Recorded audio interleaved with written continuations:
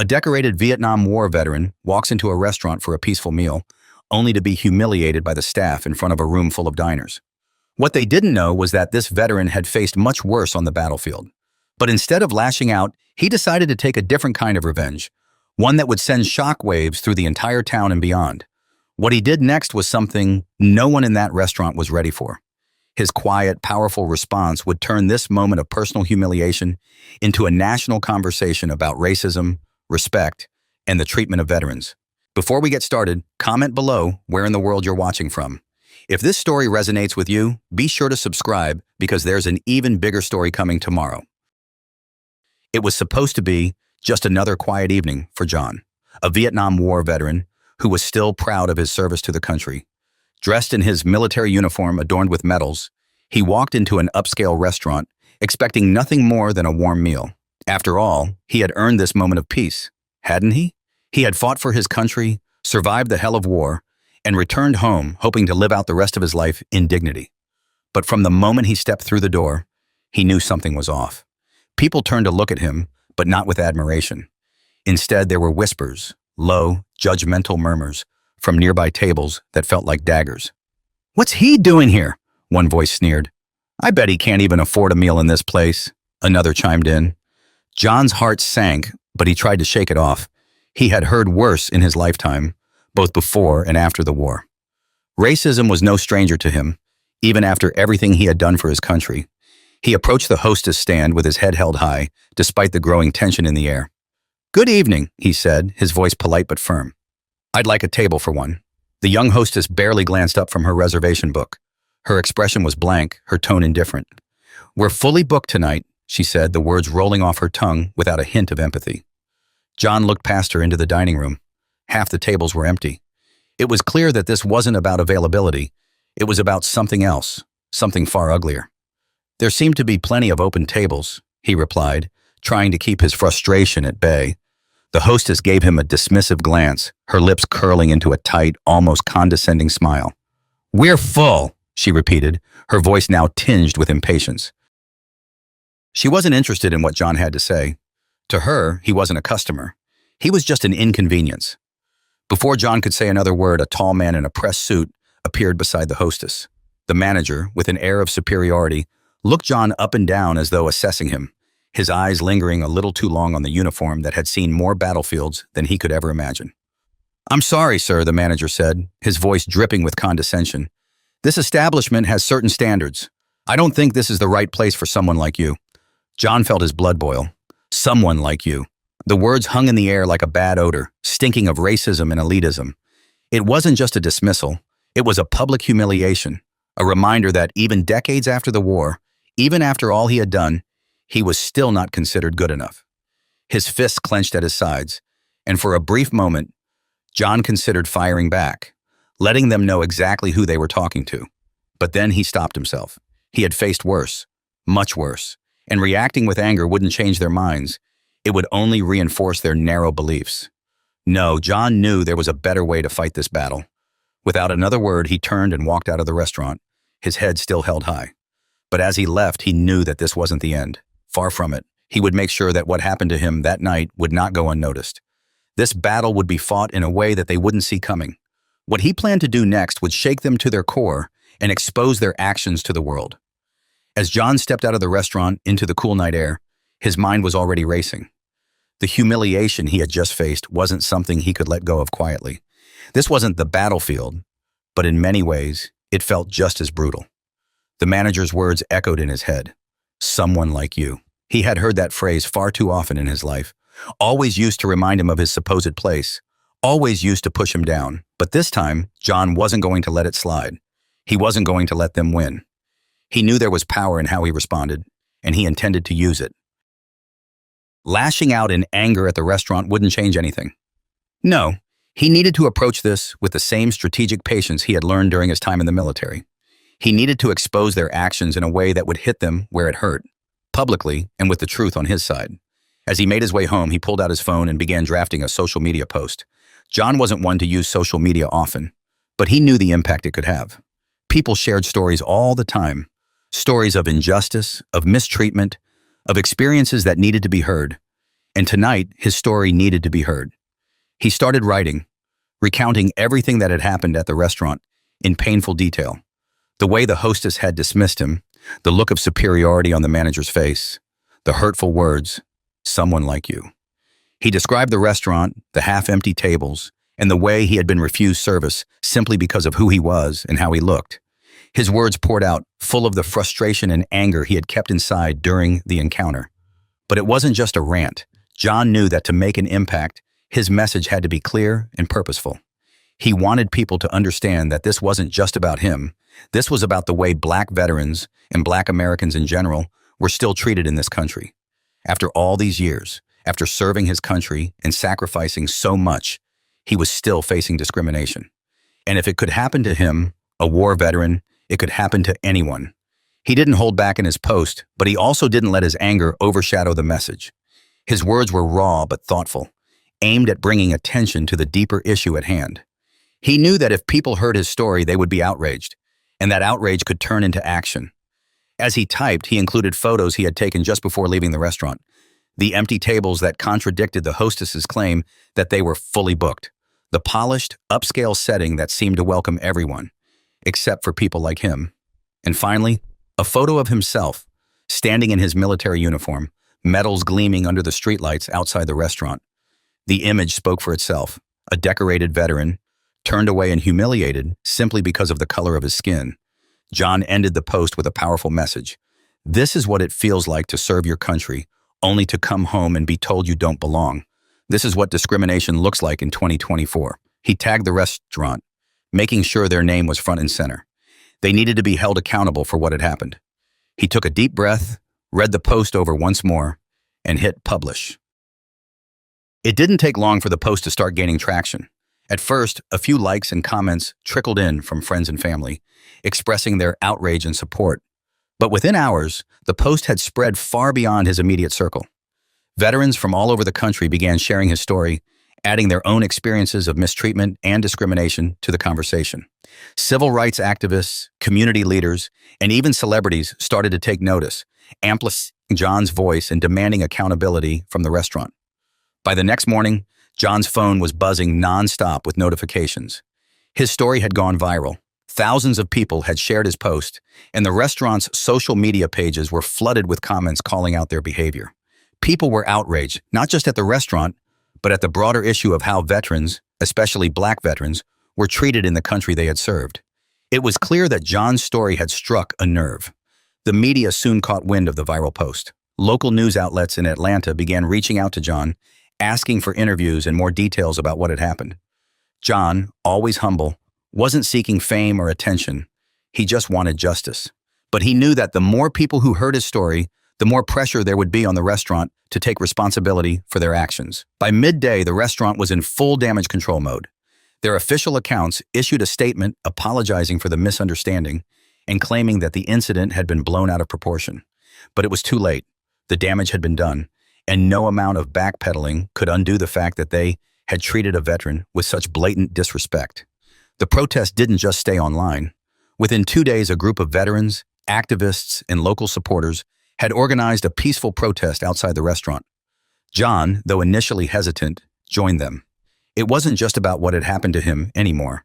It was about the broader fight for respect and equality. Hundreds of people gathered outside the restaurant, holding signs and chanting for justice. News outlets swarmed the scene, and soon the protest became a national story. John stood among the crowd, humbled by the support, but focused on the bigger picture. This wasn't just his fight anymore. This was a fight for all veterans who had faced discrimination, for all Black Americans who had been told they didn't belong. As the protest outside the restaurant gained momentum, the media attention continued to grow. News crews from every major network descended on the scene, cameras rolling as they captured the sight of veterans standing tall in solidarity with John. The crowd swelled with each passing hour, and what had started as a small group quickly turned into a full-scale demonstration. People of all races, backgrounds, and ages came together to demand accountability, not just for what had happened to John, but for the way society often disregarded those who had served their country. John found himself at the center of it all, though that had never been his intention. He wasn't seeking fame or personal gain. He had always been a quiet man, content to live his life in peace after the war. But now he understood that this moment was bigger than him. He had become the voice for countless others who had suffered in silence, and that was a responsibility he couldn't ignore. As he stood among the protesters, John was approached by a young black man wearing a t-shirt that read Veterans for Justice. The man introduced himself as Marcus, a fellow veteran who had served in Iraq and had seen John's story on social media. Marcus, like many others, had experienced similar treatment upon returning home from his service. "I just wanted to say thank you," Marcus said, shaking John's hand firmly. "You're standing up for all of us. This isn't just your fight, it's ours too." John nodded, his voice soft but full of conviction. "It shouldn't have to be like this," he said. "We served our country just like everyone else. We earned our place here." Marcus agreed, his eyes filled with the same determination that John had felt in the hours after the incident. "You're right," Marcus said, "and now we're going to make sure they know it." The protest wasn't just a show of support. It was a call to action. As more people joined, the signs they carried spoke volumes. "Respect our veterans," one read. Another, "No more racism."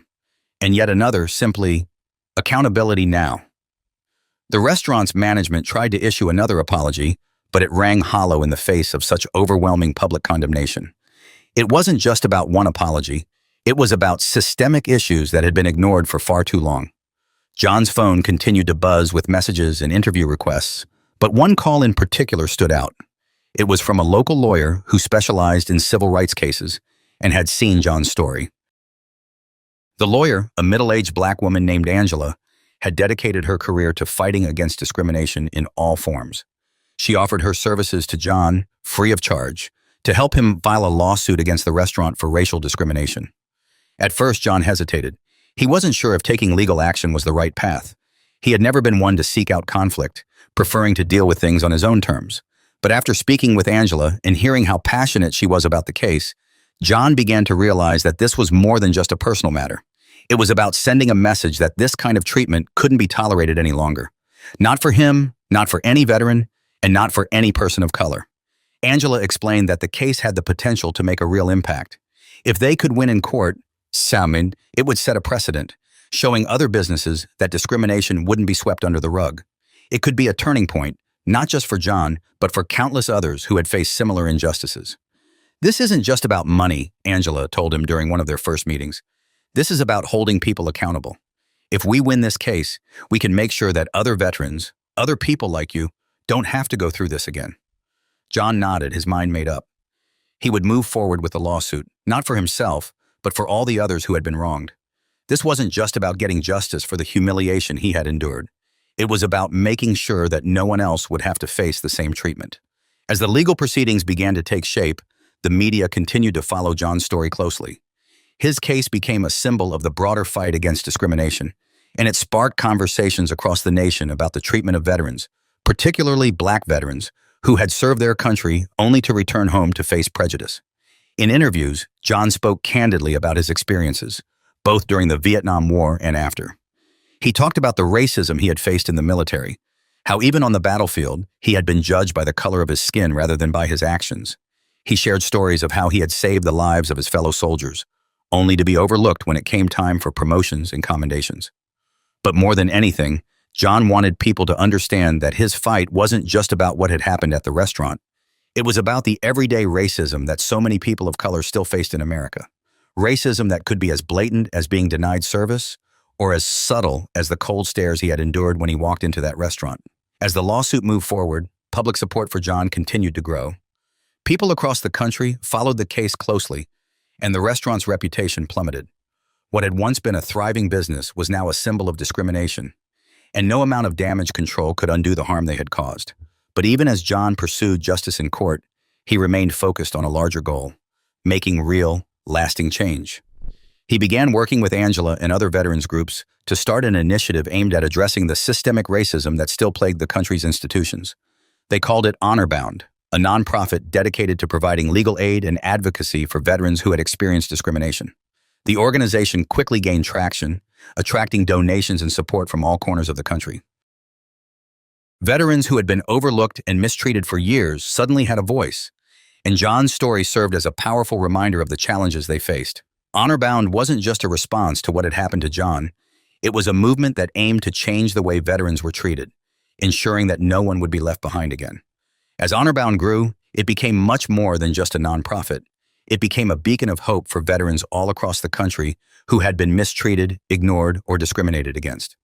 John's story had lit a spark, but it was the overwhelming support from veterans, activists, and allies that turned that spark into a flame. Calls started pouring in from veterans of all races and backgrounds, sharing their own stories of being turned away from restaurants, denied housing, or passed over for jobs simply because of who they were or how they looked. Many had experienced the same kind of humiliation John had faced, and for the first time, they felt empowered to speak out. Honorbound quickly expanded its mission. In addition to providing legal aid for veterans who had been discriminated against, they also started offering mental health resources, job placement services, and support for veterans dealing with homelessness. John knew that the fight for justice didn't stop in the courtroom. It extended to every aspect of a veteran's life. The organization's tagline became a powerful rallying cry, serving those who've served us.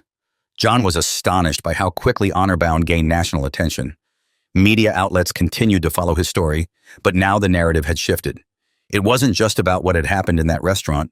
It was about the larger systemic issues that veterans, particularly veterans of color, faced every day.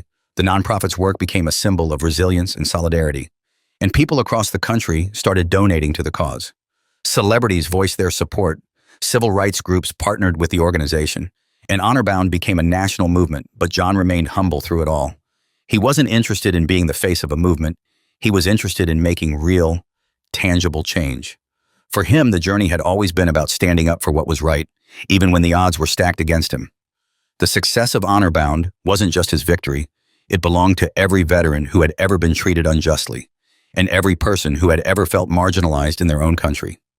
Meanwhile, the lawsuit against the restaurant was moving forward, and the legal battle was shaping up to be a major event. Angela, the civil rights attorney who had taken on John's case, was relentless in her pursuit of justice. She had filed a claim not just for racial discrimination, but also for the mistreatment of a veteran. Two powerful charges that would force the restaurant's management to confront the full weight of their actions. As the case gained national attention, the restaurant's reputation continued to crumble. What had once been one of the most respected fine dining establishments in the city was now a symbol of shame. Patrons who had once dined there regularly were now boycotting the place, unwilling to support a business that had treated a war hero with such blatant disrespect. Online reviews tanked, with people flooding their pages with one-star ratings and harsh critiques. The restaurant was rapidly losing business, and it became clear that their days were numbered. Despite the mounting pressure, the restaurant's management refused to settle. They still clung to the belief that they had done nothing wrong, that the situation had been blown out of proportion by social media. But Angela was prepared for a fight, and John, though weary of the public scrutiny, was determined to see the case through to the end. This wasn't just about him anymore. It was about holding them accountable, and about making sure that no one else would ever face the kind of treatment he had endured. As the court date approached, the anticipation grew. The media dubbed it the veteran versus restaurant case, and it became a flashpoint in the ongoing national conversation about race, veterans' rights, and the power of public accountability. Supporters of John and Honorbound rallied outside the courthouse on the day of the trial, holding signs that read, "Justice for John and respect our veterans." It was a powerful sight, a sea of people standing in solidarity for a cause that had struck a chord with so many. Inside the courtroom, the atmosphere was tense. The restaurant's lawyers tried to downplay the incident, framing it as a misunderstanding rather than an act of discrimination. But Angela, sharp and unyielding, dismantled their arguments piece by piece. She brought forward witnesses who had been at the restaurant that night, people who had heard the manager's condescending remarks and seen the way John had been treated. She introduced the photos John had taken, the empty tables, the hostess's dismissive posture, and John himself standing outside in his uniform. But the most powerful moment of the trial came when John took the stand. As he recounted the events of that evening, his voice steady but filled with emotion, the courtroom fell silent. He spoke not just of the humiliation he had felt in that moment, but of the larger pattern of discrimination that had followed him throughout his life.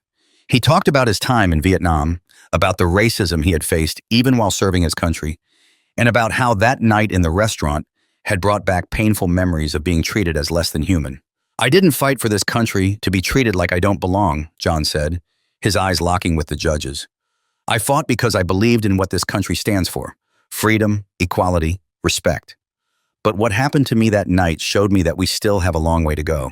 This isn't just about me, it's about all the people who have been treated like they're not good enough, like they don't deserve to be here. His words resonated deeply with everyone in the room. Even the judge seemed moved by John's testimony. And by the end of the trial, it was clear which way the verdict was leaning. The ruling came swiftly. The court found the restaurant guilty of racial discrimination and mistreatment of a veteran. They were ordered to pay damages to John, but more importantly, they were required to issue a public apology and implement new training programs for their staff on diversity and veteran affairs. It was a landmark victory, not just for John, but for everyone who had supported him throughout the ordeal. But John didn't care about the financial settlement. Every penny he received from the case went straight into HonorBound, helping to expand the organization's reach and ensure that veterans across the country had access to the resources they needed. The verdict in John's case wasn't just a win in the courtroom. It was a victory for every veteran who had been mistreated, for every person of color who had faced discrimination. The news of the ruling spread quickly, and across the country, people celebrated the decision. John had stood his ground, fought back in a way that upheld his dignity, and won a battle that had far-reaching implications. The restaurant, once a bustling establishment in the heart of the city, couldn't recover from the fallout. Its reputation had been irreparably damaged, and no amount of public apologies or training programs could change what had happened. Within months of the verdict, the restaurant closed its doors for good. A for lease sign hung in the window, a stark reminder of the power of public accountability. The once proud business was now a symbol of what happens when prejudice is allowed to go unchecked. But for John, the closing of the restaurant was just a small part of the larger victory. What mattered more was the message that had been sent, not just to that establishment, but to every business and every person who had ever looked down on someone because of their race or their background. John had shown that it was possible to stand up to discrimination, and that when people came together to fight for what was right, real change could happen. As the months went on, John's focus shifted more and more to HonorBound. The nonprofit had grown beyond anything he could have imagined. With the funds from the lawsuit, they were able to open new offices in multiple cities, providing legal aid, mental health services, and support for veterans who had experienced discrimination or were struggling to reintegrate into civilian life. What had started as a small initiative had turned into a national movement. The impact of HonorBound was felt across the country. Veterans who had once been silent about their struggles were now speaking up, sharing their stories, and demanding better treatment.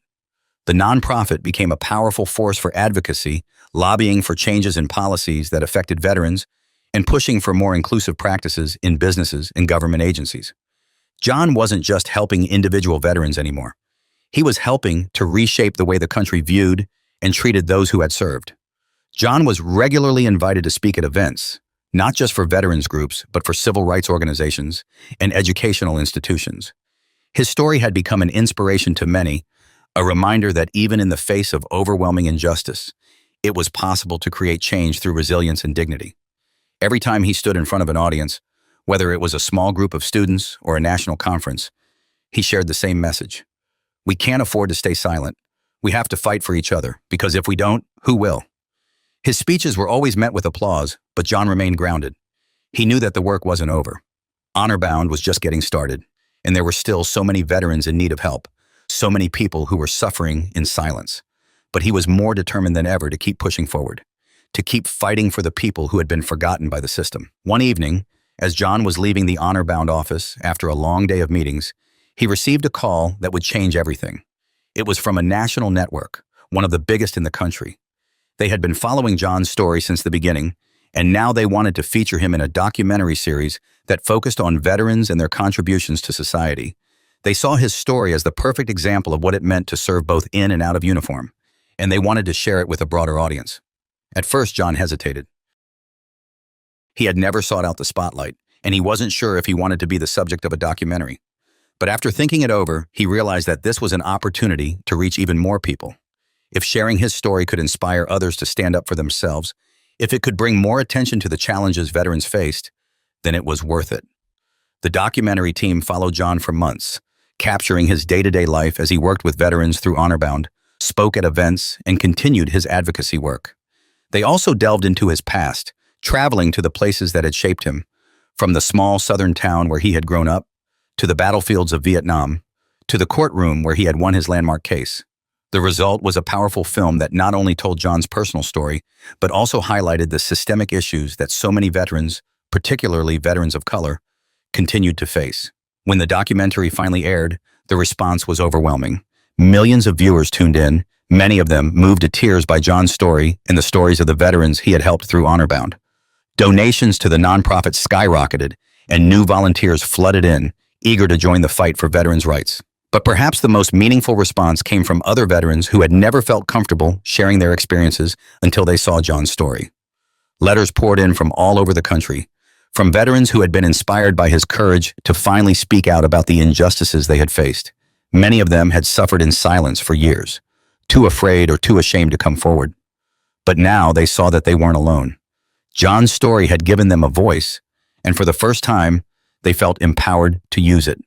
One letter in particular stood out to John. It was from a Vietnam veteran, just like him, who had served in the same region during the war. The man, whose name was Charles, wrote about how he had always admired John's bravery on the battlefield, but had never had the chance to tell him. They had fought together in one of the bloodiest battles of the war, and Charles credited John with saving his life. "I never had the chance to thank you," Charles wrote, "but I'm thanking you now, not just for what you did for me in Vietnam, but for what you're doing for all of us now. You've given us a voice when we didn't think we had one. You've shown us that it's okay to stand up for ourselves, that we deserve to be treated with respect. Thank you, John. You're a true hero, in every sense of the word." John read the letter over and over, moved by the words of a man he hadn't seen in decades. He had never considered himself a hero. He was just a man who had done what he thought was right. But as he sat there, holding the letter in his hands, he realized that maybe being a hero wasn't about grand gestures or medals. Maybe it was about the quiet moments, the times when you stood up not just for yourself, but for the people who needed you the most. As HonorBound continued to grow, John found himself busier than ever. The documentary had brought a wave of new attention, and with it, even more responsibilities. He was regularly invited to speak at events, share his insights on panels, and participate in interviews. But despite the growing demands on his time, John never lost sight of the nonprofit's core mission: to help veterans who had been forgotten or mistreated by the system. John made it a point to remain hands-on with HonorBound's daily operations. He worked closely with Angela and the rest of the team to expand their outreach programs. They partnered with local veterans organizations, mental health clinics, and employment agencies to provide comprehensive support for veterans in need. Whether it was helping someone secure housing, find a job, or simply navigate the complex benefit system, HonorBound was there every step of the way. One of the most significant initiatives HonorBound launched during this time was a national hotline specifically for veterans facing discrimination. The hotline was staffed by legal experts and counselors who could offer immediate assistance, whether it was providing advice on how to handle a discriminatory situation or connecting the veteran with the resources they needed. John personally oversaw the development of the hotline, ensuring that it would be accessible to veterans across the country, no matter where they were or what they were going through. The hotline quickly became a lifeline for many veterans who felt isolated and powerless. Calls came in from all over the country: veterans who had been denied housing, passed over for jobs, or treated unfairly at businesses and public institutions. Each case was unique, but the underlying issue was the same. Veterans, especially those from marginalized communities, were not receiving the respect and support they deserved. One call in particular stuck with John. It came from a young Black woman named Erica, a Marine Corps veteran who had served 2 tours in Afghanistan. She had returned home only to face discrimination when trying to rent an apartment in her hometown. Despite her military service and steady income, landlords consistently denied her applications. The excuses were flimsy, at best, and Erica knew that the real reason was her race.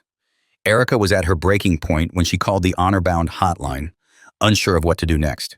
She had already tried everything she could think of: filing complaints, contacting local authorities, but nothing seemed to make a difference. John listened as she poured out her frustrations, her voice shaking with a mixture of anger and despair. "I just don't understand how this is still happening," Erica said, her words filled with emotion. "I gave everything for this country, and now I can't even find a place to live. It's like none of it matters." John's heart ached as he listened to her. He had been where she was, feeling abandoned by the very country he had fought for. But he also knew that there was hope. HonorBound had made a difference for so many veterans already, and he was determined to help Erica, just like they had helped countless others. "We're going to help you through this," John assured her. "You're not alone in this fight. We're going to make sure you get the justice you deserve." John personally worked with Angela to take on Erica's case. Together, they launched an investigation into the landlords who had denied her housing, collecting evidence of discriminatory practices. They filed a lawsuit on Erica's behalf, not just against one landlord, but against several who had blatantly violated her rights. The case garnered widespread attention, especially within the veteran community, as it highlighted the ongoing challenges that veterans of color faced, even in their own neighborhoods. As the case moved forward, Honorbound continued to support Erica in every way possible. They helped her find temporary housing, provided counseling, and connected her with other veterans who had faced similar struggles. Through it all, Erica remained determined, inspired by John's own journey and the community of support she found through Honorbound. The lawsuit against the landlords became another high-profile case for Honorbound, and once again, they won. The court ruled in Erica's favor, ordering the landlords to pay damages and change their discriminatory practices. It was a major victory, not just for Erica, but for veterans across the country who were facing similar battles.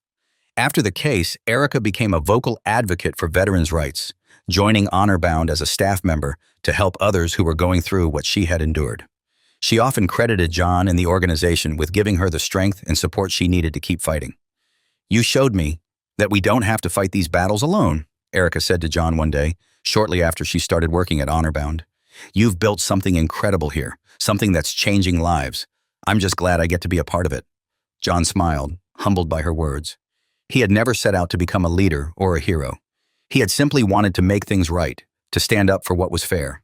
But along the way, he had discovered that sometimes the quietest acts of courage, standing up for yourself, speaking out when something is wrong, could inspire others to do the same. As Honorbound continued to expand, John remained focused on the future. There were still so many battles to be fought, and so many veterans who needed help. But with every victory, big or small, John knew they were making progress. With the success of Erica's case and the growing national presence of Honorbound, John felt a renewed sense of purpose. He had always known that the fight for justice was a long and difficult road, but seeing how far they had come filled him with pride. Veterans across the country were finally getting the help and recognition they deserved. But as the organization expanded, so did its challenges. The more they grew, the more cases they took on, and with that growth came an increase in demand for resources. John wasn't one to back down from a challenge, though. He and Angela knew that the key to sustaining the momentum they had built was to continue advocating for systemic changes that could benefit veterans across the board. It wasn't enough to just win individual cases. They needed to influence policies at the highest levels. Angela, always strategic in her approach, suggested that they take their fight to Congress. She proposed that Honorbound begin lobbying for new legislation that would address the systemic barriers veterans faced when trying to reintegrate into civilian life, especially veterans of color and those from marginalized communities. This legislation would focus on ensuring equal access to housing, employment, health care, and mental health services for all veterans, regardless of race or socioeconomic background. John, while initially unsure about stepping into the political arena, recognized that this was the logical next step in their fight. They had won battles in the courtroom, but now it was time to take the fight to Washington, where they could push for changes that would benefit veterans on a national scale. It was a daunting task, but John had never been one to shy away from a fight, especially when it came to standing up for those who had served their country. Their first step was to gather data and personal stories from veterans who had been affected by discrimination and systemic failures. Honorbound already had a vast network of veterans who had shared their stories, but they needed more, a comprehensive view of the challenges veterans faced across the nation. John and his team began organizing town hall meetings and focus groups, where veterans could come together to discuss their experiences and offer input on what needed to change.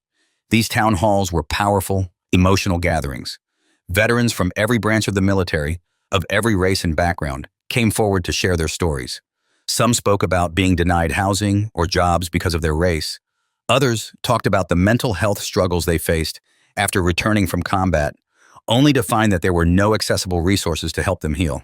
Still others shared stories of dealing with the VA system, which was often slow, bureaucratic, and ill-equipped to handle the needs of the veterans it was meant to serve. One story in particular stood out to John. It was from a veteran named Samuel, who had served in the Army during Operation Desert Storm. Samuel had been discharged with honors, but after returning home, he struggled to find work. Despite his military experience, employers consistently overlooked him, and he eventually found himself homeless. For years, Samuel lived on the streets, drifting from shelter to shelter, before finally connecting with a veterans organization that helped him get back on his feet. Samuel's story mirrored the experiences of so many other veterans, and it was a sobering reminder of how much work still needed to be done. Samuel, now a passionate advocate for homeless veterans, spoke about the importance of addressing the root causes of veteran homelessness: lack of access to affordable housing, employment discrimination, and inadequate mental health care. As John listened to Samuel speak, he knew that stories like his would be the key to convincing lawmakers to act. It wasn't just about the statistics or the data. It was about the human stories, the faces behind the numbers, that would make the issue impossible to ignore. Armed with these stories and a growing body of evidence, John and Angela put together a comprehensive legislative proposal. The bill, which they called the Veteran Fairness and Access Act, was designed to ensure that veterans of all races and backgrounds had equal access to housing, health care, and employment opportunities. It included provisions for expanding mental health services, streamlining the VA's claims process, and holding businesses accountable for discriminatory practices. With the proposal in hand, John and Angela began the long, arduous process of lobbying Congress. It wasn't easy. There were plenty of lawmakers who were more concerned with other priorities, and getting their attention required persistence. But Angela was relentless, and John's story had already captured the nation's attention. They knew they had a powerful message, and they were determined to make sure it was heard. The first few meetings were discouraging. Some lawmakers listened politely, but showed little interest in actually moving forward with the bill. Others outright dismissed the need for new legislation, claiming that veterans already had access to adequate resources. But John and Angela didn't give up. They kept pushing, kept meeting with legislators, and kept sharing the stories of the veterans who had been left behind by the system. Eventually, their persistence paid off. A small group of lawmakers, many of them veterans themselves, agreed to co-sponsor the bill and help bring it to the floor for a vote. It wasn't a guarantee of success, but it was a start. John knew that this was just the beginning of a long battle, but he also knew that if they could get the bill passed, it would be a game changer for veterans across the country. As the bill gained more attention, so did John's story. He was invited to testify before Congress, an opportunity that both excited and intimidated him. Speaking in front of cameras and audiences was one thing, but addressing Congress was a whole new level of pressure. Still, John knew that this was his moment, the moment where he could make the biggest difference yet. On the day of the hearing, John walked into the Capitol with his head held high, just as he had the night he walked into that restaurant so many months ago. He had come a long way since that moment of humiliation, and now he was about to speak not just for himself, but for the thousands of veterans who had been treated unfairly. This was the fight he had been preparing for his entire life. The day John testified before Congress was a pivotal moment, not just for him, but for veterans across the country. As he sat in the chamber, waiting for his name to be called, he felt a weight on his shoulders. Not the weight of nerves or anxiety, but the responsibility to speak for all the veterans whose voices had been ignored for too long. This wasn't just about his personal story. It was about changing the lives of thousands of people who had been failed by the system. When John's name was finally called, he rose from his seat and walked to the front of the room, his back straight and his gaze steady. He had faced life and death situations on the battlefield, and while this was different, the stakes felt just as high. As he adjusted the microphone in front of him, he glanced at the lawmakers seated before him, knowing that what he said in the next few minutes could help shape the future for countless veterans. "Thank you, members of Congress, for giving me the opportunity to speak today," John began, his voice calm but filled with purpose. "I am here to share my story, but more importantly, I'm here to speak for the veterans who are still fighting battles long after they've returned home.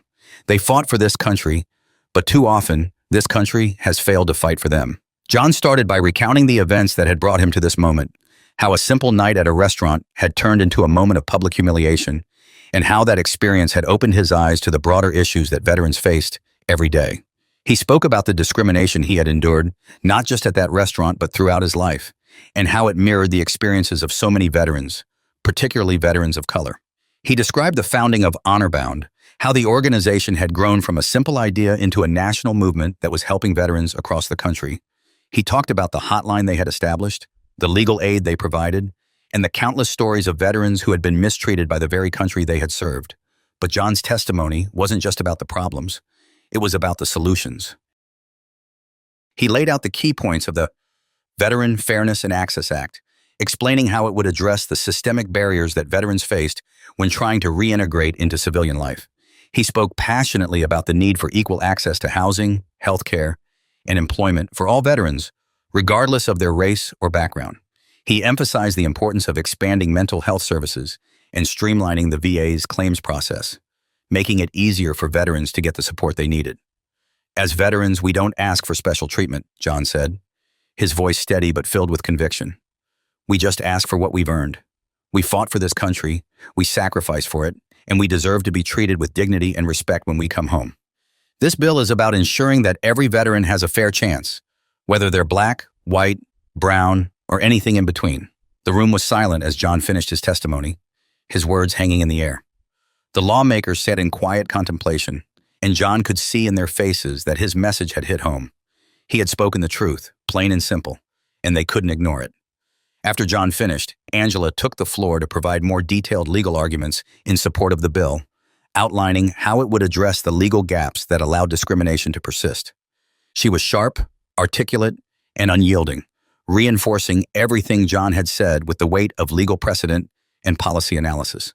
Together, they formed a powerful team. John's story provided the emotional heart of the argument, while Angela's expertise gave it the practical framework needed to convince lawmakers. By the end of the hearing, it was clear that the Veteran Fairness and Access Act had gained significant support. Several members of Congress, many of whom were veterans themselves, approached John afterward to shake his hand and thank him for his testimony. They promised to do everything they could to push the bill forward, recognizing the importance of the issues it addressed. For John, it was a moment of quiet victory. He had come to Washington not knowing what to expect, unsure if his words would make a difference. But as he stood there, surrounded by lawmakers who were now committed to the cause, he realized that this was only the beginning. The battle wasn't over, but they had taken a major step toward real change. Over the next few months, John and Angela continued to lobby for the bill, meeting with lawmakers and advocating for its passage. They faced resistance, of course. There were still plenty of people in Congress who didn't see the need for new legislation or who were more focused on other issues. But the momentum they had built was undeniable, and slowly but surely, more and more lawmakers signed on as co-sponsors. Honor-Bound's advocacy didn't stop at Congress either. They launched a nationwide campaign to raise awareness about the bill, organizing rallies, town halls, and media appearances to keep the issue front and center. Veterans across the country rallied behind the cause, sharing their own stories and calling on their representatives to support the bill. The movement was growing, and it was becoming impossible to ignore. One of the most powerful moments came when a group of veterans from across the country, all of whom had been helped by Honor-Bound, traveled to Washington to testify before Congress.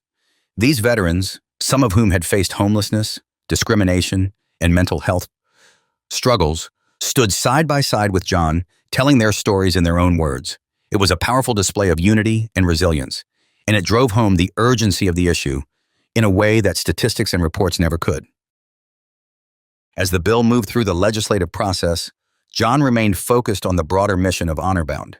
He knew that even if the bill passed, there was still so much work to be done. The fight for veterans' rights was a long one, and it required constant vigilance. But he was ready. He had seen what could happen when people came together for a common cause, and he was more determined than ever to keep pushing forward. Then, finally, the day came when the Veteran Fairness and Access Act was brought to the floor for a vote. John, Angela, and the entire Honor-Bound team watched anxiously from the gallery as the votes were tallied. The outcome was uncertain until the very last minute, but when the final vote was announced, the room erupted in cheers. The bill had passed. It was a monumental victory. The legislation would bring about real, tangible changes for veterans across the country, ensuring that they had the resources and protections they needed to thrive after their service. For John, it was the culmination of months of hard work, but more importantly, it was a testament to the power of persistence and the strength of community. The passing of the Veteran Fairness and Access Act marked a turning point for veterans across the nation. The bill was now law, and with it came new protections and opportunities that had long been denied to those who had served. It wasn't just a victory for John or for Honor-Bound. It was a victory for every veteran who had ever been mistreated, ignored, or overlooked. For John, it was a deeply personal moment, one that filled him with a sense of pride and purpose. But as much as John wanted to savor the victory, he knew that the work was far from over.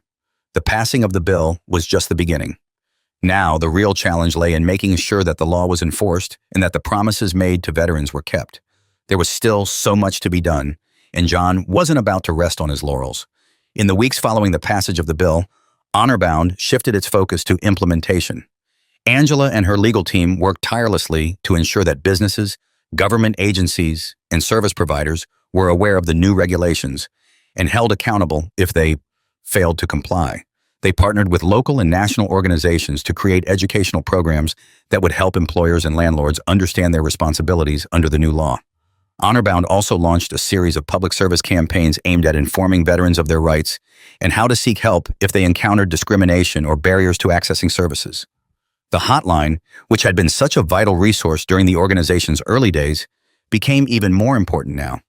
Calls poured in from veterans across the country, many of whom were unsure how the new law applied to their specific situations. Honorbound's staff worked around the clock, providing legal advice, guidance, and referrals to veterans who needed help navigating the complex system. John made it a priority to personally follow up on some of the most urgent cases, making sure that no veteran was left behind. One case that came through the hotline was particularly heartbreaking. A veteran named Hector, who had served in Iraq, called Honorbound after being denied treatment at a VA hospital. Hector had suffered a traumatic brain injury during his deployment and had been struggling with severe PTSD for years. Despite his need for care, he had been turned away multiple times by the VA, which claimed that his paperwork was incomplete and that he didn't qualify for the services he was seeking. Hector's voice was shaky and filled with frustration as he explained his situation to the hotline staff. He had been bounced from office to office, filling out form after form, but no one seemed willing to help him. His condition was worsening, and he didn't know where else to turn. When John heard about Hector's case, he knew that this was exactly the kind of situation the new law was meant to address. Veterans like Hector, who had given so much, should never have to fight just to receive the care they needed. John contacted Angela immediately, and together they began working on Hector's case. They gathered the necessary documentation, filed complaints with the VA, and reached out to mental health professionals who could provide Hector with the immediate care he required. Within days, Hector was receiving the treatment he had been denied for so long. The relief in his voice when he called John to thank him was palpable. "I didn't think anyone would ever help me," Hector said. "I thought I was going to be lost in the system forever. You saved my life." John was deeply moved by Hector's words, but he knew that this was just one victory in a much larger battle. For every Hector, there were countless other veterans facing similar struggles, and Honorbound needed to be there for all of them. The new law had given them the tools they needed to fight back, but it was up to John and his team to make sure those tools were used effectively. In the months that followed, Honorbound continued to expand its reach. They opened new offices in cities across the country, providing more veterans with access to legal aid, health care, housing assistance, and mental health services. The nonprofit's influence grew, and John was invited to speak at national conferences and veterans events, where he shared his story and the story of Honorbound's impact. But even as Honorbound's success mounted, John never forgot where it all started. Back in that restaurant, on that night when he had been humiliated and dismissed. What had started as a personal moment of injustice had grown into something much bigger, something that was now changing lives across the country. John had turned his pain into purpose, and in doing so, he had helped create a movement that was lifting up veterans everywhere. As the year came to a close, Honorbound hosted its first ever national summit, bringing together veterans, advocates, policymakers, and supporters from across the country. The event, held in Washington, D.C., was a celebration of all that had been accomplished, but it was also a chance to look ahead at the work that still needed to be done. John delivered the keynote address, standing in front of a packed auditorium filled with veterans and their families. He looked out at the crowd, humbled by the journey that had brought him to this moment. "Tonight," he began, "we're here to celebrate, but we're also here to remember why we fight. We fight for the veterans who are still struggling, for the men and women who sacrificed everything and came home to find that the battle wasn't over. We fight because it's the right thing to do, and because every one of us deserves to live with dignity, respect, and honor." The audience erupted in applause, but John quickly brought them back to the heart of the message. He talked about the challenges they still faced, the ongoing struggles with healthcare access, mental health services, housing, and employment for veterans. He reminded them that the fight for justice was a long one, but that together they had the power to create lasting change. After the speech, John was approached by a young man who had served in Afghanistan. The man introduced himself as Derek and told John that he had been following Honorbound's work since the early days. Derek had struggled with PTSD after returning home from the war, and Honorbound had helped him get the care he needed. Now, he was thriving, working as a counselor for other veterans dealing with mental health challenges. "You gave me hope when I didn't have any," Derek said, his voice filled with gratitude. "You showed me that I wasn't alone. That's something I'll never forget." John smiled, shaking Derek's hand firmly. "You're never alone," he said. "None of us are." As the summit drew to a close, John took a moment to reflect on how far they had come. What had started as one man's response to injustice had grown into a movement that was changing lives across the country. But John knew that their work wasn't finished. The road ahead was still long, but with the strength of the community they had built, he was confident that they could keep moving forward. As the summit concluded and Honorbound's future stretched out before him, John couldn't help but reflect on the incredible journey that had brought him to this point. From that humiliating night in the restaurant to the halls of Congress, he had fought battles on many fronts, and along the way, he had witnessed both the worst and the best of what people were capable of. But there was no doubt in his mind that Honorbound had become something far greater than he had ever envisioned. In the weeks following the summit, John continued to work closely with Angela and the rest of the Honorbound team. The momentum they had built through the passage of the Veteran Fairness and Access Act was still going strong, but they knew they couldn't afford to slow down. There were still far too many veterans who needed help, too many who remained trapped in a system that wasn't working for them. One of the key areas John and Angela had identified as a priority was mental health. While Honorbound had already made significant strides in providing legal assistance and support for veterans facing discrimination, they knew that mental health services were still severely lacking for many veterans.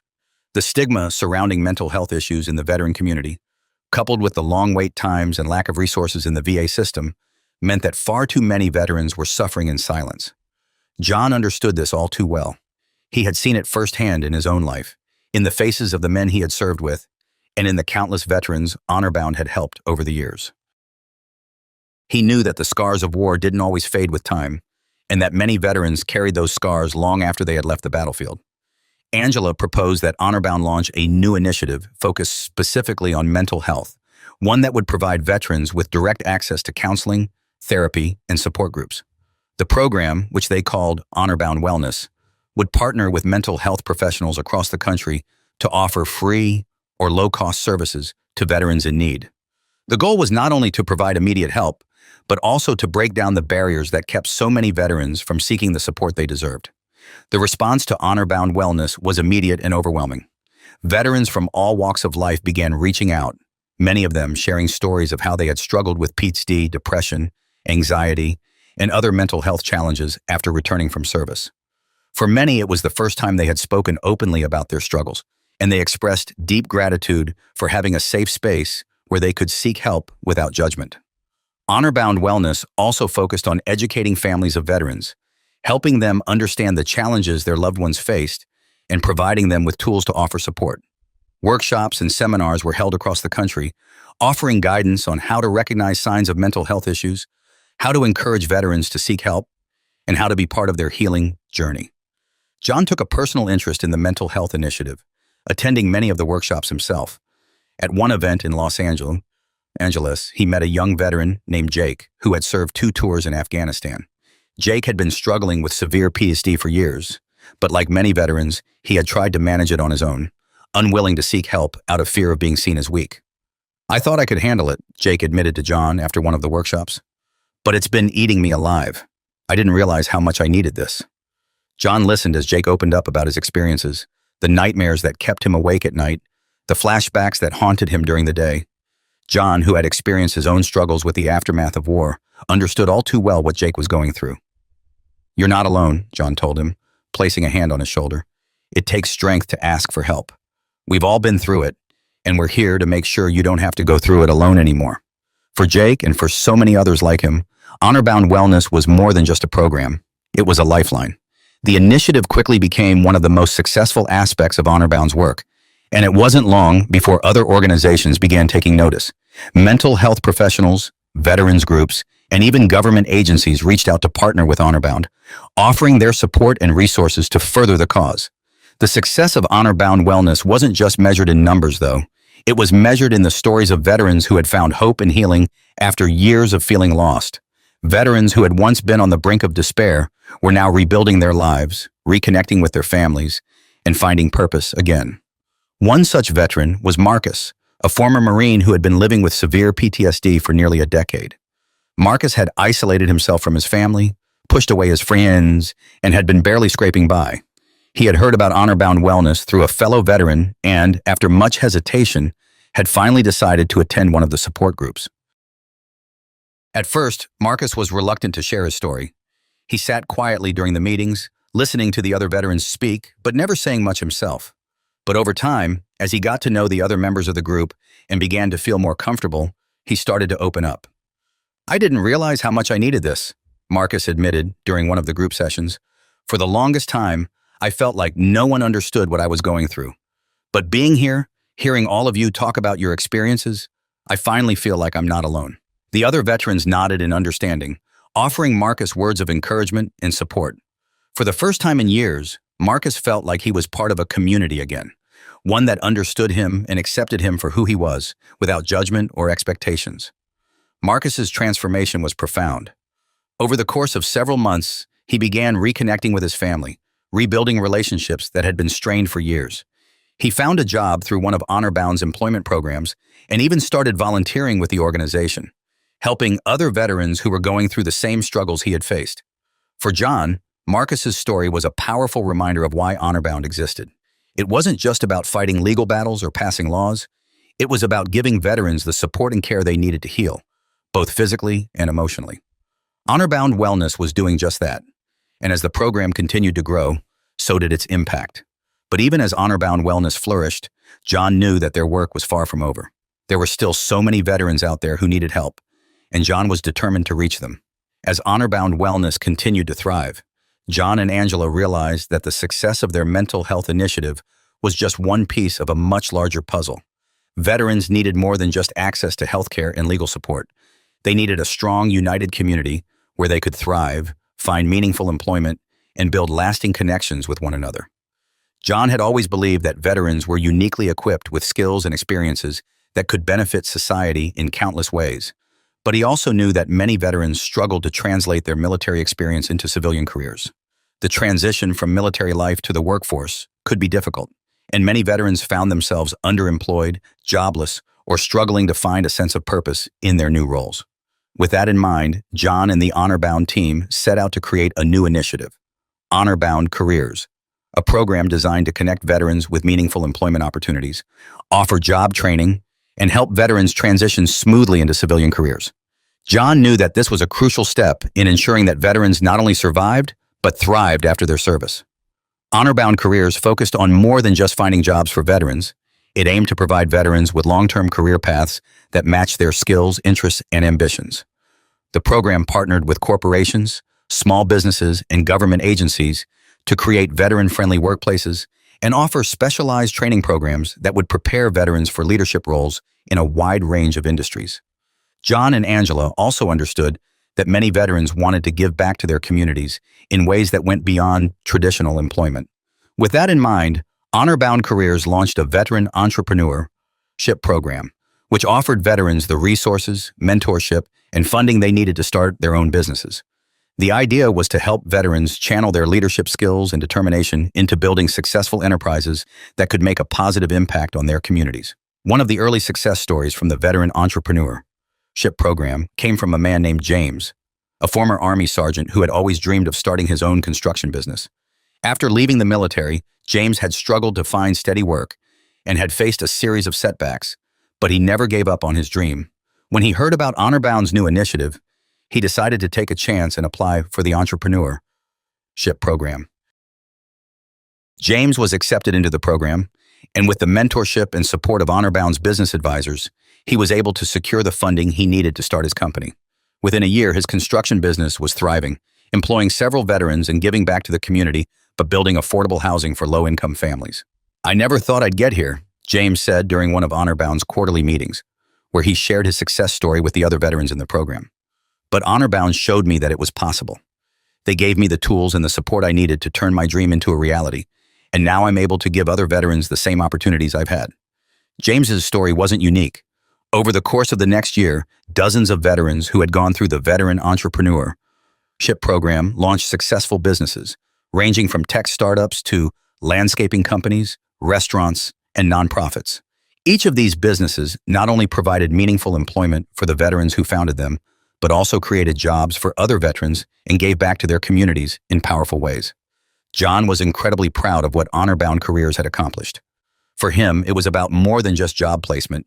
It was about giving veterans the chance to build a future they could be proud of, a future that honored the sacrifices they had made. And as the program grew, John saw firsthand how veterans were stepping into leadership roles in their communities, using their military training and experience to drive innovation, solve problems, and make a lasting impact. One day, as John was reviewing some of the success stories from the program, he received an unexpected phone call from a prominent business leader. The man who had been following HonorBound's work for some time wanted to collaborate on an even larger initiative, a national partnership that would expand HonorBound Careers and offer veterans more opportunities to step into leadership roles in corporate America. John was intrigued. The business leader proposed that they create a joint initiative that would not only offer job training and placements for veterans, but also work to change the culture of corporate America to be more inclusive and supportive of veterans. The idea was to create veteran mentorship programs within major companies, train executives on how to better integrate veterans into their workforces, and build pathways for veterans to move up into leadership positions. The proposal aligned perfectly with John's vision for HonorBound. He knew that many veterans had the potential to excel in leadership roles if given the opportunity, but they often faced barriers in the corporate world, either because their military experience wasn't valued or because they lacked the connections needed to advance. This partnership could change that. After several weeks of discussions and planning, HonorBound officially launched the Veteran Leadership Initiative in partnership with some of the country's largest corporations. The initiative was designed to create a veteran-friendly culture in the corporate world, where veterans could be valued not just for their military service, but for their leadership abilities, work ethic, and problem-solving skills. The Veteran Leadership Initiative quickly gained traction. Companies across the country began signing on, eager to take part in the initiative and bring veterans into their organizations. Mentorship programs were established, executive training sessions were held, and veterans who had once struggled to find work were now being fast-tracked into leadership roles in industries ranging from finance and technology to manufacturing and healthcare. The impact was immediate. Veterans who had gone through the HonorBound Careers program began stepping into leadership positions in some of the country's most influential companies. They were shaping corporate policies, advocating for more inclusive workplaces, and using their unique perspectives to drive innovation. One such veteran was Laura, a former Navy officer who had struggled to find meaningful work after leaving the military. After going through HonorBound Careers, Laura was placed in a mentorship program at a major tech company. Within a year, she had been promoted to a leadership role in the company's Diversity and Inclusion Department, where she worked to ensure that veterans and other underrepresented groups were given equal opportunities to succeed. "I never thought I'd be in this position," Laura said during a panel discussion at one of HonorBound's events. "But HonorBound gave me the chance to prove myself. Now I'm using my platform to make sure other veterans don't face the same challenges I did." John watched with pride as veterans like Laura and James continued to rise through the ranks, proving that veterans had the skills, drive, and resilience to succeed in any field. He knew that this was just the beginning of what HonorBound Careers could achieve, and he was more determined than ever to keep expanding the program, finding new ways to support veterans as they transitioned into civilian life. The success of the Veteran Leadership Initiative brought national attention to HonorBound in a way John could never have imagined. Major news outlets began covering the program, highlighting the incredible work veterans were doing across industries and how companies were benefiting from their leadership and problem-solving abilities. CEOs of major corporations publicly praised the initiative, and veterans who had gone through the FACE program were being featured in interviews, articles, and podcasts. The recognition was a testament to what HonorBound had achieved, but for John, it was never about the spotlight. It was about creating real change for veterans. Despite all the accolades, John remained grounded in the mission that had started it all, ensuring that no veteran was ever left behind. As HonorBound continued to grow, he and Angela realized that their work had opened doors not just for veterans, but for other marginalized communities as well. The fight for fairness and equality was a universal one, and they were in a unique position to broaden their impact. One day, Angela came to John with an idea that had been brewing for some time.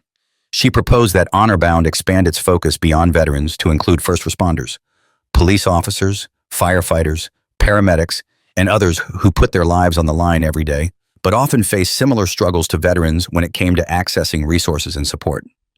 These are people who serve their communities just as veterans serve their country, Angela explained.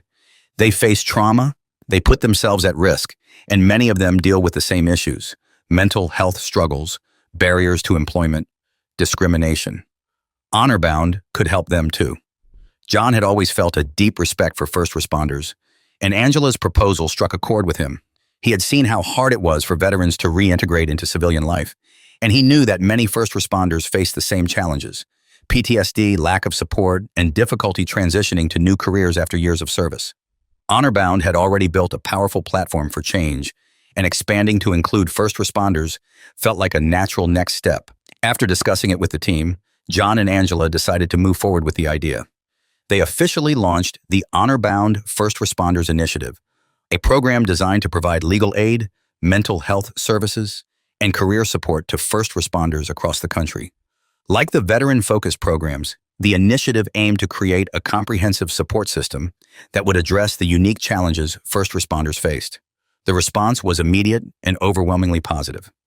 First responders from all over the country began reaching out to Honor Bound, many of them sharing stories that mirrored the experiences of veterans. They spoke of the trauma they had witnessed in the line of duty, the long hours, the emotional toll, and the feeling of isolation that came with it. They talked about how difficult it was to transition out of their roles when injuries or burnout forced them to retire, and how many of them struggled to find new careers or access mental health care. One of the first people to benefit from the First Responders Initiative was Rachel, a firefighter who had been forced to retire after sustaining an injury on the job. Rachel had spent over a decade as a firefighter, and she loved her work, but the physical demands had taken a toll on her body, and after a serious accident, she had no choice but to leave the job she loved. The transition was difficult. Rachel struggled with depression, felt disconnected from her community, and had no idea how to start over in a new career. When Rachel found Honor Bound, it was a lifeline. She was connected with a counselor who helped her work through the emotional challenges of leaving her job, and the career support team helped her explore new opportunities that aligned with her skills and passions. Through the First Responders Initiative, Rachel was able to find a new path. She became a safety instructor, training the next generation of firefighters and first responders. The work gave her a sense of purpose again, and she credited Honor Bound with helping her find her way. Honor Bound gave me the tools I needed to rebuild my life, Rachel said during one of the initiative's events. I didn't know where to turn after I left the fire department, but they showed me that I still had so much to offer, and they helped me find a new way to serve. Rachel's story was just one of many. As the First Responders Initiative grew, more and more firefighters, police officers, EMTs, and other first responders found the support they needed through Honor Bound. The program mirrored the success of the veteran-focused initiatives, offering comprehensive services that address the physical, emotional, and career challenges first responders faced. John felt a deep sense of pride in what they had built. Honor Bound had become more than just an organization. It was a movement, a force for good that was changing lives across the country. Veterans and first responders alike were finding hope, healing, and purpose through the programs they offered. And John knew that this was only the beginning of what they could achieve. As the organization expanded, John began thinking about the future of Honor Bound. He had dedicated years of his life to building this incredible legacy, but he knew that at some point, the time would come to pass the torch to the next generation of leaders. He wanted to ensure that the organization would continue to thrive long after he stepped back, and that the work they had started would carry on for years to come. One evening, after a long day of meetings, John sat down with Angela to discuss the future of Honor Bound. They talked about succession planning, about bringing in new leaders who could carry the mission forward.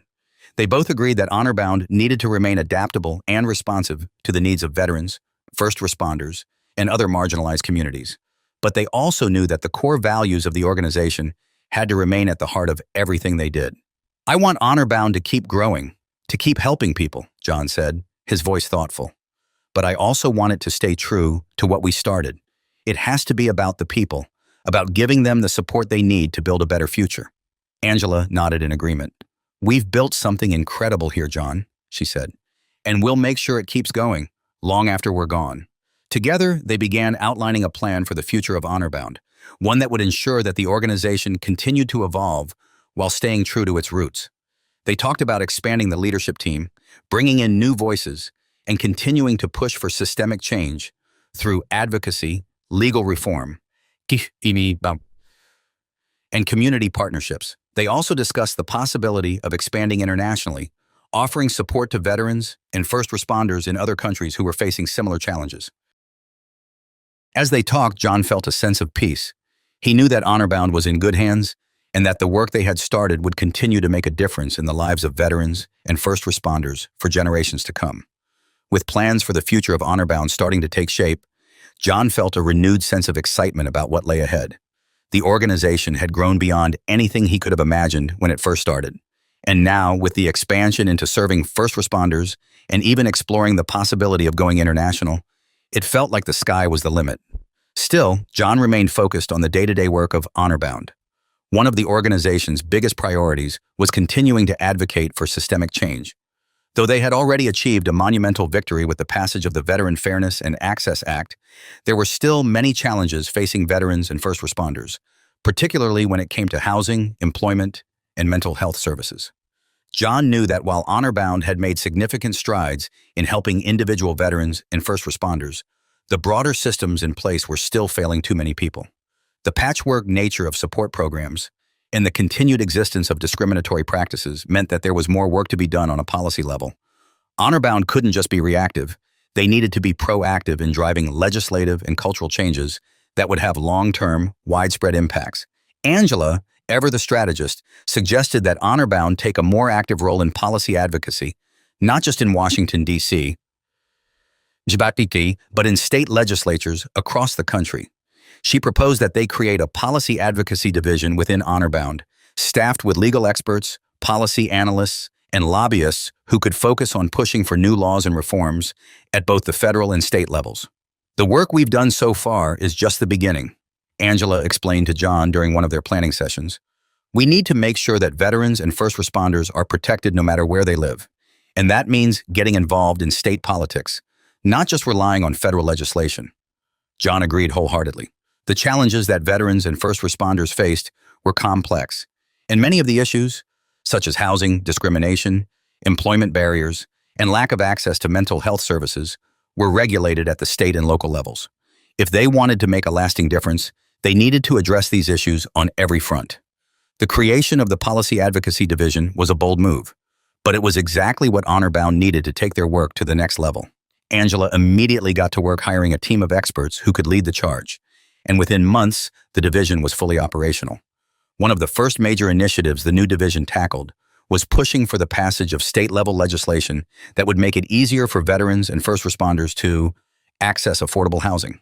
In many states, veterans and first responders face significant barriers when trying to rent or buy homes, particularly in high-cost areas. Discriminatory practices by landlords, coupled with the rising cost of living, meant that many veterans and first responders were priced out of communities they had served. HonorBound's advocacy team began working with lawmakers in several states to craft legislation that would provide housing subsidies, tax incentives for landlords who rented to veterans and first responders, and stronger anti-discrimination protections. The team also lobbied for the expansion of existing federal housing programs to include more robust support for veterans and first responders, particularly those who were at risk of homelessness. The advocacy campaign quickly gained traction. Lawmakers in several states expressed interest in partnering with HonorBound to address the housing crisis, and soon, bills were being introduced in state legislatures across the country. John and Angela traveled to several states to meet with lawmakers, testify at hearings, and speak at rallies in support of the legislation. One of the most impactful moments came during a public hearing in California, where John was invited to testify before the state legislature about the importance of the proposed housing bill. He spoke passionately about the veterans and first responders who had served their country and communities with honor, only to return home and struggle to find a place to live. He shared stories from veterans who had been helped by HonorBound, men and women who had faced homelessness or been denied housing because of discriminatory practices.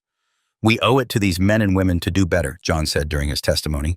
"They've given so much for us, For our safety, our freedom, our communities, the least we can do is ensure that they have a safe, affordable place to call home. John's words resonated deeply with the lawmakers in the room, and his testimony became a turning point in the campaign. The bill quickly gained bipartisan support, and within a few months, California became one of the first states to pass comprehensive housing protections for veterans and first responders. The success of the campaign in California inspired similar efforts in other states, and soon, HonorBound's advocacy team was working with lawmakers in New York, Texas, Florida, and beyond. But the Policy Advocacy Division didn't stop with housing. They also began pushing for reforms to employment policies, focusing on creating more opportunities for veterans and first responders in both the public and private sectors. HonorBound advocated for expanded job training programs, tax incentives for businesses that hired veterans and first responders, and stronger protections against employment discrimination. One of the most significant victories came when several major companies signed on to a new initiative, spearheaded by HonorBound. These companies committed to hiring veterans and first responders for leadership roles, offering them mentorship and training opportunities, and creating more inclusive workplaces. The initiative, which was announced at a major press conference, was a testament to the power of public-private partnerships in addressing systemic issues. John couldn't have been prouder of the work HonorBound was doing. The organization had gone from fighting one man's battle against discrimination to leading a nationwide movement that was transforming the lives of veterans and first responders. The Policy Advocacy Division was helping to ensure that the changes they fought for would be lasting and far-reaching, and John knew that this was only the beginning. As the advocacy efforts continued, John began to think more about the legacy he wanted to leave behind. He knew that his time as the leader of HonorBound wouldn't last forever, and he wanted to make sure that the organization was in good hands when he eventually stepped back.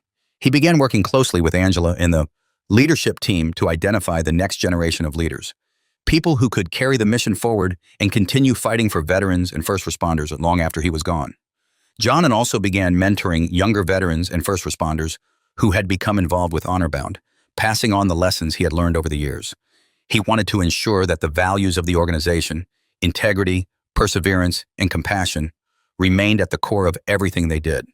One of the people John mentored was a young Marine Corps veteran named David. David had joined HonorBound after struggling to find a sense of purpose after leaving the military. He had gone through the HonorBound Careers program, where he found a job as a policy analyst, working on the very issues that had affected him and so many others. John saw in David the same determination and passion that had driven him when he first started HonorBound. Over the next few months, John worked closely with David, helping him develop his leadership skills and encouraging him to take on more responsibility within the organization. "You're the future of HonorBound," John told David one afternoon as they walked through the office together. "This organization needs people like you to keep it going. People who understand what it's like, who've been through it. You've got what it takes." David was humbled by John's words, but he was also inspired.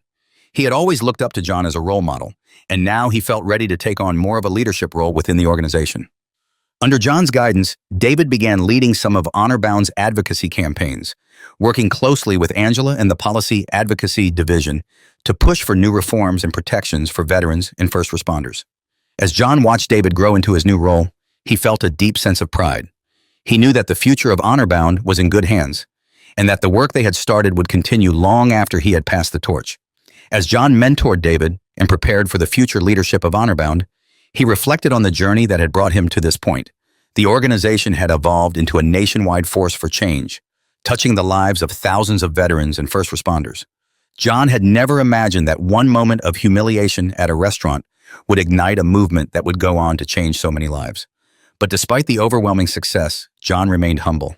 For him, this was never about recognition. It was about doing what was right. With David stepping into more prominent roles and HonorBound's various programs running smoothly, John felt confident that the organization would continue to thrive without his constant oversight. But before stepping back completely, there was one final initiative he wanted to launch, something close to his heart. John had always believed that storytelling was one of the most powerful tools in their fight for justice. His own story had sparked the beginning of HonorBound, and countless other veterans and first responders had shared their stories, inspiring change and creating a sense of solidarity within the community. John wanted to formalize this aspect of HonorBound's work, creating a platform where veterans and first responders could tell their stories to the world, stories of resilience, courage, and triumph in the face of adversity. He pitched the idea to Angela and the rest of the team. Honor-Bound Voices, a storytelling initiative that would allow veterans and first responders to share their experiences through various media channels, documentaries, podcasts, written stories, and public speaking engagements. The initiative would focus not just on the challenges these men and women had faced, but also on their victories and the ways they had contributed to their communities after their service. People need to hear these stories, John explained during one of their planning meetings. It's not just about what we've gone through, it's about what we've overcome. It's about showing the world that veterans and first responders are more than the uniforms they wore or the battles they fought. They're leaders, innovators, and community builders. We need to celebrate that. The team embraced the idea with enthusiasm. Honor-Bound Voices would be more than just a storytelling platform. It would be a movement in itself, a way to change the narrative around veterans and first responders. Too often, society saw them only through the lens of trauma and hardship. But John knew that there was so much more to their stories. Honor-Bound Voices would showcase the full spectrum of their experiences, highlighting their strength, resilience, and contributions to society. The project quickly took off. Honor-Bound partnered with filmmakers, journalists, and media outlets to produce a series of documentaries that followed the lives of veterans and first responders who had overcome significant challenges. These documentaries were broadcast on national television and streamed online, reaching millions of viewers. The stories were raw, emotional, and deeply inspiring, shining a light on the incredible resilience of those who had served. One of the first documentaries produced through Honor-Bound Voices followed a group of veterans who had returned from Iraq and Afghanistan and started a nonprofit organization that provided disaster relief in their local communities.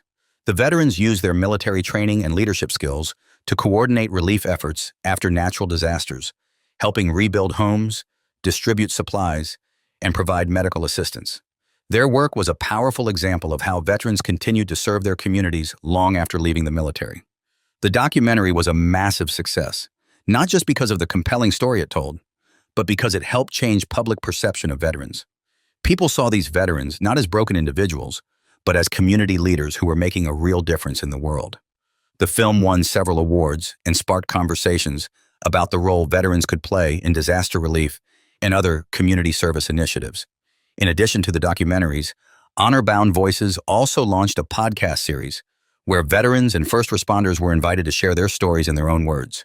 The podcast quickly became a popular platform for storytelling, with guests ranging from decorated war heroes to firefighters who had risked their lives to save others. Each episode was a deep dive into the personal experiences of the guest, exploring the highs and lows of their journey and offering listeners a chance to connect with these incredible individuals on a human level. John himself appeared on the first episode of the podcast, sharing his own story of how Honor-Bound was born. He talked about the night at the restaurant that had sparked the movement, the struggles he had faced along the way, and the incredible people he had met through the organization. But more than anything, he emphasized the importance of community and standing up for what was right. "This isn't just my story," John said during the podcast. "It's the story of every veteran, every first responder who has ever been told they don't belong, who's ever been mistreated, overlooked, or ignored. We're here to change that. We're here to make sure that our voices are heard, that our stories are told, and that the world sees us for who we really are: fighters, survivors, and leaders." The podcast resonated deeply with listeners, many of whom reached out to share their own stories and thanked John for his work. The feedback was overwhelmingly positive, and the podcast became one of Honor-Bound's most successful projects, drawing in new supporters and expanding the organization's reach even further. As Honor-Bound Voices grew, John saw firsthand the power of storytelling to create change. Veterans and first responders who had once felt invisible were now finding their voices and sharing their experiences with the world. And in doing so, they were inspiring others to do the same, creating a ripple effect of empowerment and advocacy. Honor-Bound Voices became a cornerstone of the organization's work, helping to shape public perception and create a deeper understanding of the challenges veterans and first responders faced. But more importantly, it gave these men and women a platform to celebrate their resilience and the many ways they continued to serve their communities. For John, Honor-Bound Voices was the perfect way to cap off his years of service with the organization. It was a reflection of everything he had worked for, a celebration of strength, community, and the power of standing up for what was right. And as he watched the initiative take off, he knew that the future of Honor-Bound was brighter than ever. With David stepping into more leadership roles, Honor-Bound's programs thriving, and honor-bound voices amplifying the stories of veterans and first responders across the country, John felt that the time was approaching for him to take a step back. He had built something incredible, but now it was time to pass the torch to the next generation of leaders. As John prepared to take a step back from his leadership role at Honorbound, he found himself filled with a mix of emotions: pride for all they had accomplished, gratitude for the people who had been part of the journey, and a sense of peace knowing that the organization was in good hands. It had been a long and rewarding road, and he was ready to pass the torch to the next generation of leaders who would carry the mission forward. John's decision to step back wasn't made lightly. Honorbound had become his life's work, and in many ways, it was an extension of who he was. But he also knew that the mark of a great leader was knowing when to let go, to trust others to continue the work, and to pave the way for new ideas and new energy to guide the organization into the future. David, the young Marine Corps veteran whom John had been mentoring, was ready to take on a more prominent role. His passion, dedication, and leadership skills had impressed everyone at Honorbound, and John knew that he was the right person to help lead the organization into its next chapter. Under David's leadership, Honorbound would continue to evolve and expand, but it would always stay rooted in the core values that John had instilled: integrity, compassion, and a fierce commitment to justice. In a private meeting with David, John shared his thoughts on the transition. "You've got what it takes, David," John said with a smile. "You've already proven that. Honorbound is in good hands with you, and I couldn't be prouder of the leader you've become." David, humbled by John's words, nodded. "I've learned so much from you, John. I'll do everything I can to carry this mission forward and make you proud. You've built something incredible here, and I promise I'll honor that legacy." With the transition plan in place, Honorbound announced John's retirement from the day-to-day operations of the organization. The news was met with an outpouring of support and gratitude from veterans, first responders, and supporters of Honorbound across the country. Messages flooded in from people whose lives had been touched by the organization, thanking John for his tireless work and his unwavering dedication to those who had served. To celebrate John's contributions, Honorbound organized a special event, a gala of gratitude, as they called it. The event was a tribute to everything John had done to create and build the organization, and it brought together hundreds of people from across the country who had been part of the Honorbound journey. Veterans, first responders, lawmakers, community leaders, and supporters gathered to honor John and the impact he had made. The night was filled with heartfelt speeches, emotional moments, and a celebration of the incredible work Honorbound had accomplished under John's leadership. As he stood on stage that evening, surrounded by the people who had become his extended family, John felt an overwhelming sense of fulfillment. It wasn't about the accolades or the recognition. It was about the lives that had been changed, the battles that had been won, and the community that had been built. Angela, who had been John's right hand from the beginning, took the stage to deliver a powerful tribute. "John Harris isn't just a leader," she began, her voice filled with emotion. "He's a visionary. He took one moment of injustice and turned it into a movement that has transformed the lives of countless veterans and first responders. John didn't just fight for himself. He fought for all of us. And because of him, we're standing here today, stronger and more united than ever." The crowd erupted in applause, and John, humbled by the words, nodded in acknowledgement. He took the microphone to address the audience, his voice steady but filled with gratitude. "I've always believed that when you see something wrong, you have a responsibility to stand up and make it right," John said. "That's what Honorbound is all about, standing up for those who've served, making sure they get the respect and support they deserve. But I didn't do this alone. Every one of you in this room has played a part in this journey, and I'm proud of what we've built together." John paused, his eyes scanning the room. "The work doesn't end here," he continued. "There are still battles to be fought, still veterans and first responders who need our help. But I know with leaders like David, Angela, and the incredible team we've built, Honorbound will continue to grow and thrive. And I'll always be here, cheering you on every step of the way." As the event continued, guests shared stories about the impact Honorbound had made on their lives. Veterans spoke about how the organization had helped them find housing, jobs, and mental health services.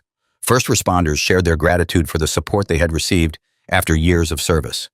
Families expressed their thanks for the way Honorbound had helped their loved ones reintegrate into civilian life.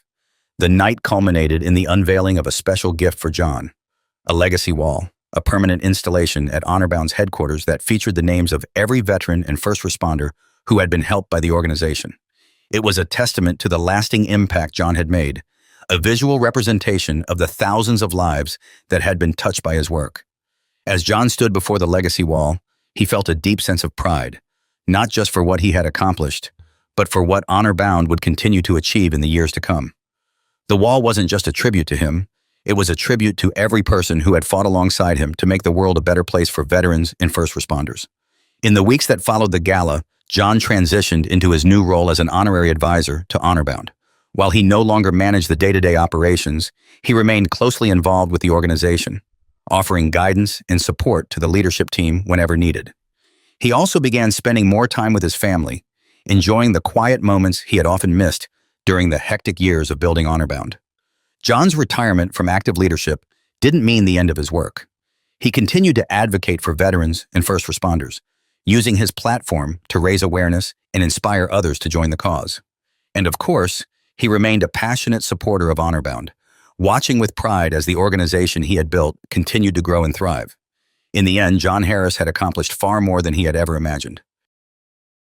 What started as a moment of personal humiliation had transformed into a national movement that had changed the lives of countless veterans and first responders. Honorbound had become a beacon of hope, a force for justice, and a testament to the power of standing up for what was right. As John reflected on his journey, he knew that the work would never be finished. There would always be more to do, more people to help, more battles to fight. But he also knew that Honorbound was ready for whatever came next, and that its mission would continue to inspire and uplift for generations to come.